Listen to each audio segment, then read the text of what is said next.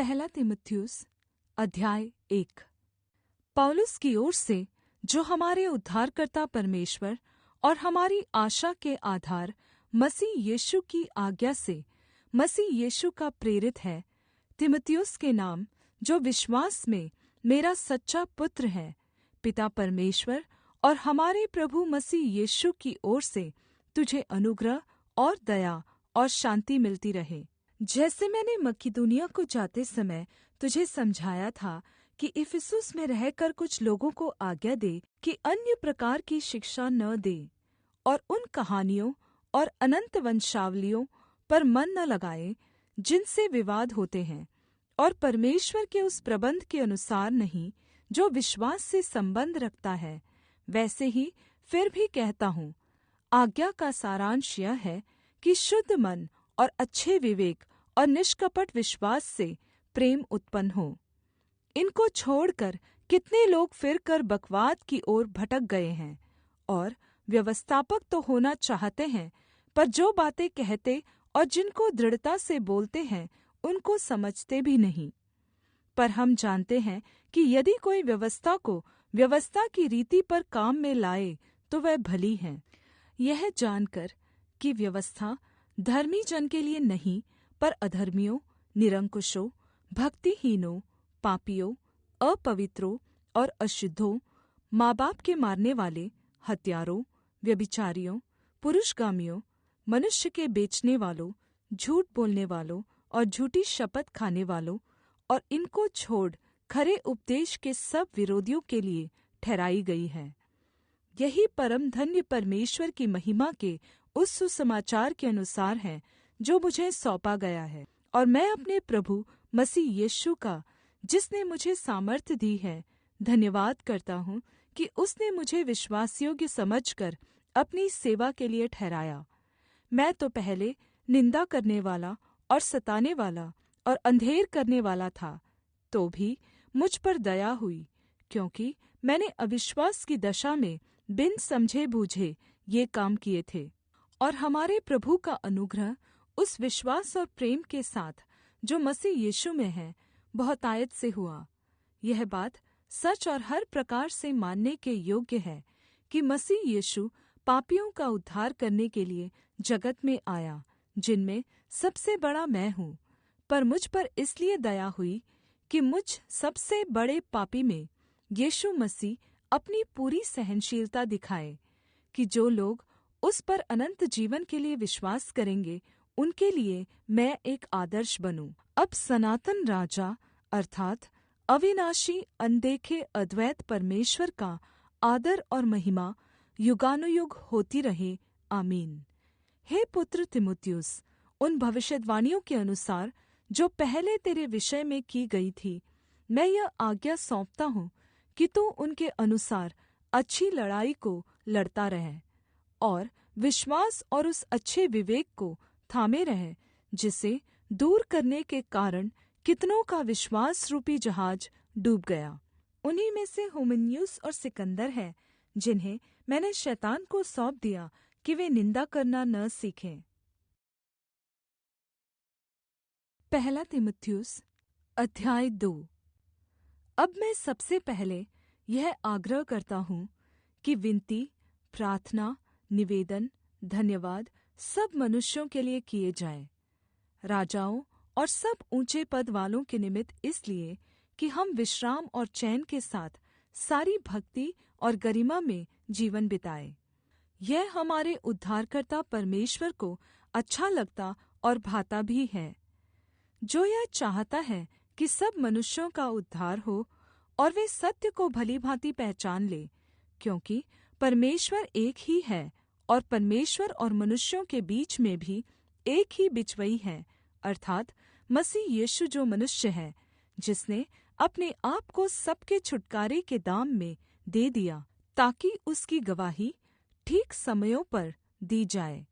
मैं सच कहता हूँ, झूठ नहीं बोलता, कि मैं इसी उद्देश्य से प्रचारक और प्रेरित और अन्य जातियों के लिए विश्वास और सत्य का उपदेशक ठहराया गया। इसलिए मैं चाहता हूँ कि हर जगह पुरुष बिना क्रोध और विवाद के पवित्र हाथों को उठाकर प्रार्थना किया करें। वैसे ही स्त्रियां भी संकोच और संयम के साथ सुहावने वस्त्रों से अपने आप को संवारें, न कि बाल गूँथने, सोने मोतियों और बहुमूल्य कपड़ों से, पर भले कामों से, क्योंकि परमेश्वर की भक्ति करने वाली स्त्रियों को यही उचित भी है। और स्त्री को चुपचाप पूरी अधीनता में सीखना चाहिए। मैं कहता हूँ कि स्त्री न उपदेश करे और न पुरुष पर अधिकार चलाए, परन्तु चुपचाप रहे, क्योंकि आदम पहले, उसके बाद हव्वा बनाई गई। और आदम बहकाया न गया, पर स्त्री बहकावे में आकर अपराधिनी हुई। तो भी स्त्री बच्चे जनने के द्वारा उद्धार पाएगी, यदि वह संयम सहित विश्वास, प्रेम और पवित्रता में स्थिर रहे। पहला तीमुथियुस अध्याय 3। यह बात सत्य है कि जो अध्यक्ष होना चाहता है तो वह भले काम की इच्छा करता है। यह आवश्यक है कि अध्यक्ष निर्दोष और एक ही पत्नी का पति, संयमी, सुशील, सभ्य, अतिथि सत्कार करने वाला और सिखाने में निपुण हो, पियक्कड़ या मारपीट करने वाला न हो, वरन कोमल हो और न झगड़ालू और न धन का लोभी हो, अपने घर का अच्छा प्रबंध करता हो और बाल बच्चों को सारी गंभीरता से अधीन रखता हो। जब कोई अपने घर ही का प्रबंध करना न जानता हो, तो परमेश्वर की कलीसिया की रखवाली कैसे करेगा? फिर यह है कि नया चेला न हो, ऐसा न हो कि अभिमान करके शैतान के समान दंड पाए, और बाहर वालों में भी उसका सुनाम हो, ऐसा न हो कि निंदित होकर शैतान के फंदे में फँस जाए। वैसे ही सेवकों को भी गंभीर होना चाहिए, दो रंगी, पियक्कड़ और नीच कमाई के लोभी न हो, पर विश्वास के भेद को शुद्ध विवेक से सुरक्षित रखें। और ये भी पहले परखे जाए, तब यदि निर्दोष निकले तो सेवक का काम करे। इसी प्रकार से स्त्रियों को भी गंभीर होना चाहिए, दोष लगाने वाली न हो, पर सचेत और सब बातों में विश्वासयोग्य हो। सेवक एक ही पत्नी के पति हो और बाल बच्चों और अपने घरों का अच्छा प्रबंध करना जानते हों, क्योंकि जो सेवक का काम अच्छी तरह से कर सकते हैं, वे अपने लिए अच्छा पद और उस विश्वास में जो मसीह यीशु पर है, बड़ा साहस प्राप्त करते हैं। मैं तेरे पास जल्द आने की आशा रखने पर भी ये बातें तुझे इसलिए लिखता हूँ कि यदि मेरे आने में देर हो तो तू जान ले कि परमेश्वर के घराने में जो जीविते परमेश्वर की कलीसिया है और जो सत्य का खम्भा और नींव है, कैसा बर्ताव करना चाहिए। और इसमें संदेह नहीं कि भक्ति का भेद गंभीर है, अर्थात वह जो शरीर में प्रगट हुआ, आत्मा में धर्मी ठहरा, स्वर्गदूतों को दिखाई दिया, अन्य जातियों में उसका प्रचार हुआ, जगत में उस पर विश्वास किया गया और महिमा में ऊपर उठाया गया। पहला तीमुथियुस अध्याय 4। परंतु आत्मा स्पष्टता से कहता है कि आने वाले समयों में कितने लोग भरमाने वाली आत्माओं और दुष्टात्माओं की शिक्षाओं पर मन लगाकर विश्वास से बहक जाएंगे। यह उन झूठे मनुष्यों के कपट के कारण होगा, जिनका विवेक मानो जलते हुए लोहे से दागा गया है, जो विवाह करने से रोकेंगे और भोजन की कुछ वस्तुओं से परे रहने की आज्ञा देंगे, जिन्हें परमेश्वर ने इसलिए सिरजा कि विश्वासी और सत्य के पहचानने वाले उन्हें धन्यवाद के साथ खाएं, क्योंकि परमेश्वर की सिरजी हुई हर एक वस्तु अच्छी है और कोई वस्तु अस्वीकार करने के योग्य नहीं, पर यह कि धन्यवाद के साथ खाई जाए, क्योंकि परमेश्वर के वचन और प्रार्थना के द्वारा शुद्ध हो जाती है। यदि तू भाइयों को इन बातों की सुधि दिलाता रहेगा तो मसीह यीशु का अच्छा सेवक ठहरेगा, और विश्वास और उस अच्छे उपदेश की बातों से जो तू मानता आया है, तेरा पालन पोषण होता रहेगा।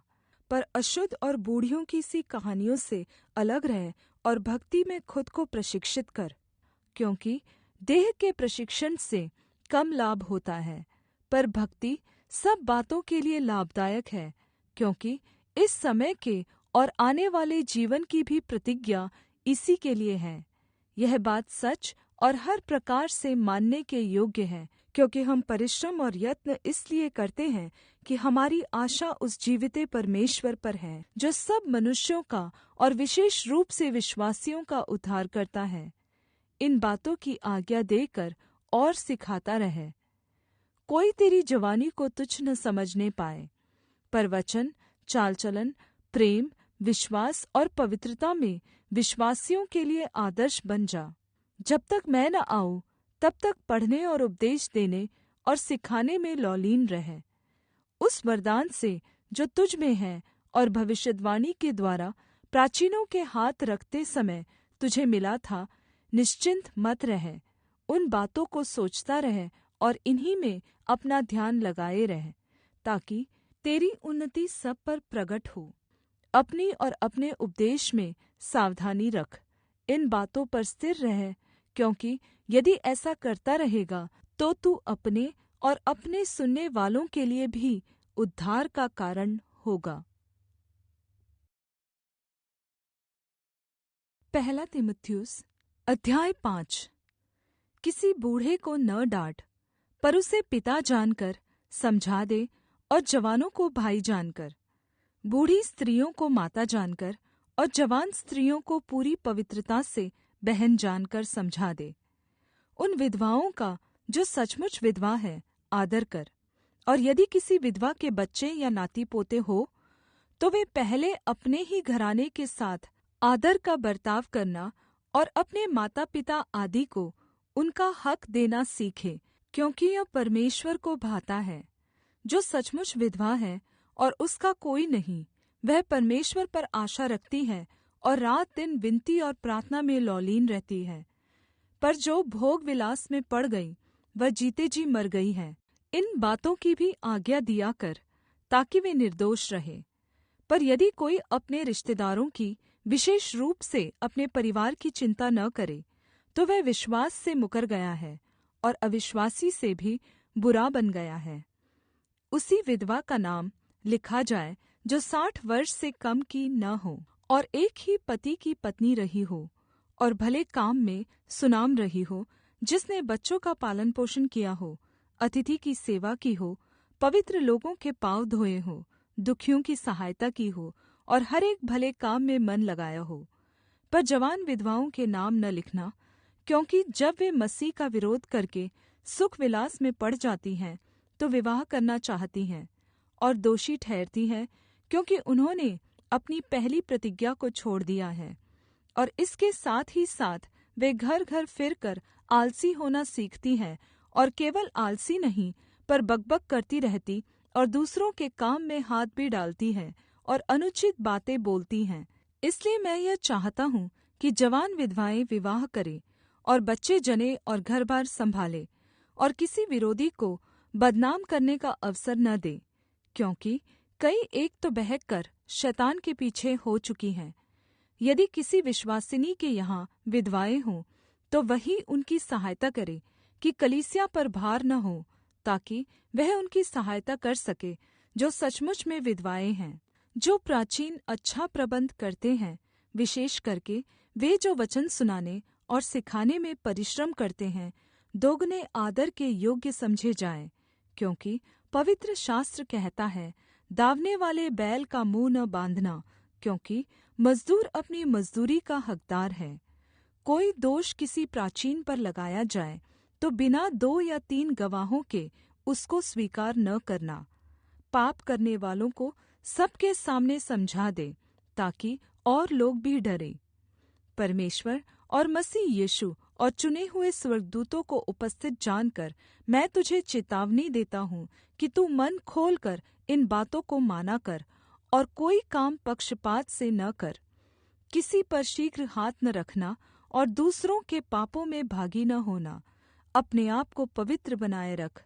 भविष्य में केवल जल ही का पीने वाला न रह, पर अपने पेट के और अपने बार-बार बीमार होने के कारण थोड़ा-थोड़ा दाखरस भी लिया कर।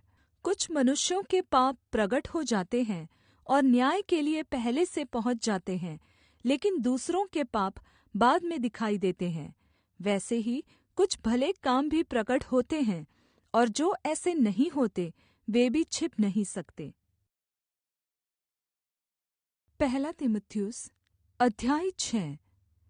जितने दास जुए के नीचे हैं, वे अपने अपने स्वामी को बड़े आदर के योग्य जाने, ताकि परमेश्वर के नाम और उपदेश की निंदा न हो। और जिनके स्वामी विश्वासी हैं, इन्हें वे भाई होने के कारण तुच्छ न जाने, वरन उनकी और भी सेवा करे, क्योंकि इससे लाभ उठाने वाले विश्वासी और प्रेमी हैं। इन बातों का उपदेश किया कर और समझाता रहे। यदि कोई और ही प्रकार का उपदेश देता है और खरी बातों को अर्थात हमारे प्रभु यीशु मसीह की बातों को और उस उपदेश को नहीं मानता जो भक्ति के अनुसार है, तो वह अभिमानी है और कुछ नहीं जानता, वरन उसे विवाद और शब्दों पर तर्क करने का रोग है, जिनसे ढा और झगड़े और निंदा की बातें और बुरे-बुरे संदेह और उन मनुष्यों में व्यर्थ रगड़े झगड़े उत्पन्न होते हैं, जिनकी बुद्धि बिगड़ गई है और वे सत्य से विहीन हो गए हैं, जो समझते हैं कि भक्ति लाभ का द्वार है। पर संतोष सहित भक्ति बड़ी लाभ है, क्योंकि न हम जगत में कुछ लाए हैं और न कुछ ले जा सकते हैं।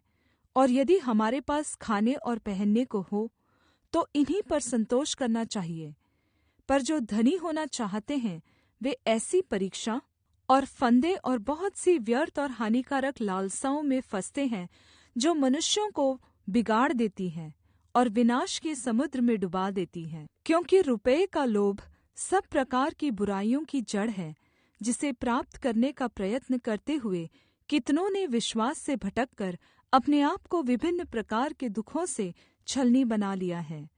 पर हे परमेश्वर के जन, तू इन बातों से भाग और धार्मिकता, भक्ति, विश्वास, प्रेम, धीरज और नम्रता का पीछा कर। विश्वास की अच्छी कुश्ती लड़ और उस अनंत जीवन को धर ले, जिसके लिए तू बुलाया गया और बहुत गवाहों के सामने अच्छा अंगीकार किया था। मैं तुझे परमेश्वर को, जो सबको जीवित रखता है, और मसीह यीशु को गवाह करके, जिसने पुन्तियुस पिलातुस के सामने अच्छा अंगीकार किया, यह आज्ञा देता हूँ कि तू हमारे प्रभु यीशु मसीह के प्रगट होने तक इस आज्ञा को निष्कलंक और निर्दोष रख, जिसे वह ठीक समय पर दिखाएगा, जो परम धन्य और एकमात्र अधिपति और राजाओं का राजा और प्रभुओं का प्रभु है, और अमरता केवल उसी की है, और वह अगम्य ज्योति में रहता है, और न उसे किसी मनुष्य ने देखा और न कभी देख सकता है। उसकी प्रतिष्ठा और राज्य युगानुयुग रहेगा। आमीन। इस संसार के धनवानों को आज्ञा दे कि वे अभिमानी न हो और अनिश्चित धन पर आशा न रखें, परंतु परमेश्वर पर, जो हमारे सुख के लिए सब कुछ बहुतायत से देता है, और भलाई करे और भले कामों में धनी बने और उदार और सहायता देने में तत्पर हो, और आने वाले जीवन के लिए एक अच्छी नींव डाल रखे कि सत्य जीवन को वश में कर ले। हे तीमुथियुस, इस धरोहर की रखवाली कर जो तुझे दी गई है, और मूर्ख बातों से और विरोध के तर्क, जो झूठा ज्ञान कहलाता है, दूर रह। कितने इस ज्ञान का अंगीकार करके विश्वास से भटक गए हैं। तुम पर अनुग्रह होता रहे।